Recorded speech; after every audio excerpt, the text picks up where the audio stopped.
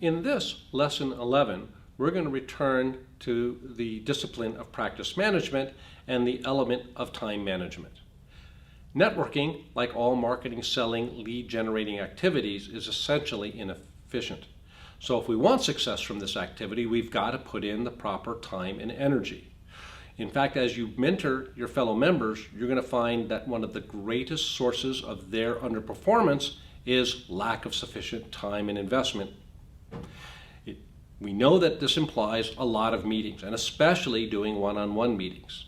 So what stops them? So when you're working with them, how are you going to problem solve them to ensure that you can find the core reason why they're not doing sufficient meetings? Well, you may find there's a number of behavioral things.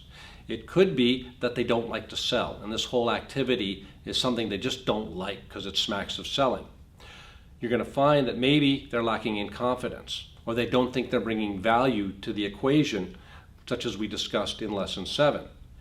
And one that's one of my particular favorites is the excuse that I have client work to do. So I really need to get this out because the client comes first.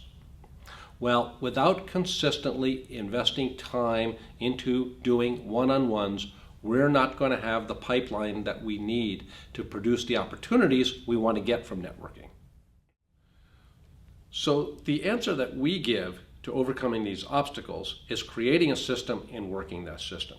And the key to the system is having specific numbers that you need to achieve and investing the proper time to achieve them.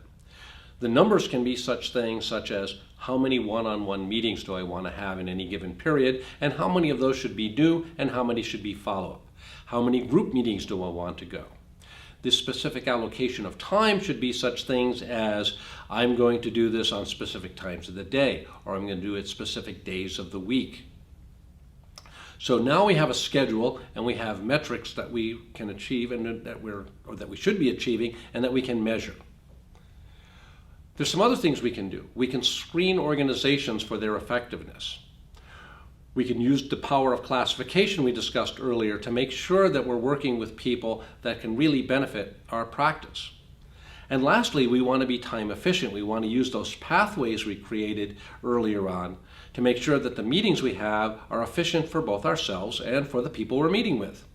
If you'll do these things, if you will have a particular schedule, if you'll have a certain number of metrics that you need to achieve, if you're looking at those, if you're looking at each thing you are involved in and being efficient with, you're going to get the results you want to get from your networking activity.